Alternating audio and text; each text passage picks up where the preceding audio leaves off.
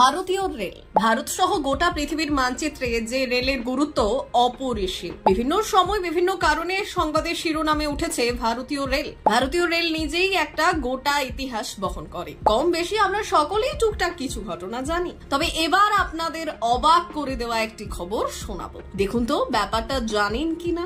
ভারতীয় রেলের একটি ট্রেনের গন্তব্যে পৌঁছতে সময় লাগলো 3.5 বছর। ঠিকই শুনছেন, 3.5 বছর। অবাক করা এই ঘটনাটি ঘটেছে অন্ধ্রপ্রদেশের বিশাখাপত্তনম থেকে উত্তরপ্রদেশের বাস্তিতে যাতায়াতকারী একটি ট্রেনের সাথে। স্থান দুটির মধ্যে 1400 কিলোমিটার বা 42 ঘন্টার পথ অতিক্রম করতে এই সময় লেগেছে। কারণটা কি শুনুন তাহলে। এটি একটি পণ্যবাহী ট্রেন। এই দূরত্ব পেরোতে সেই সমস্ত রেকর্ড ছাপিয়ে দীর্ঘ বিলম্বের রেকর্ড দখল করেছে।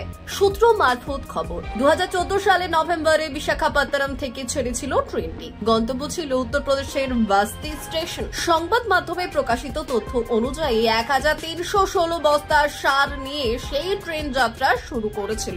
রামচন্দ্র গুপ্ত নামে এক ব্যবসায়ী সেই ট্রেনটি ভাড়া করে সারের বস্তা পাঠাচ্ছিলেন। নির্দিষ্ট সময়ের বেশ কিছু অতিরিক্ত সময় অতিক্রান্ত হয়ে যাওয়ার পরেও উদ্বিগ্ন ওই ব্যবসায়ী রেল কর্তৃপক্ষের তরফ থেকে ট্রেনটির কোনো হদিশই নাকি পাননি। বছরের পর বছর ধরে চলে অনুসন্ধান, তদন্ত। তারপর 2018 সালের জুলাই মাস নাগাদ বাস্তি স্টেশনে পৌঁছতে দেখা যায় ট্রেনটিকে। ততদিনে ট্রেনে থাকার সমস্ত সার অবশ্য নষ্ট হয়ে গিয়েছে।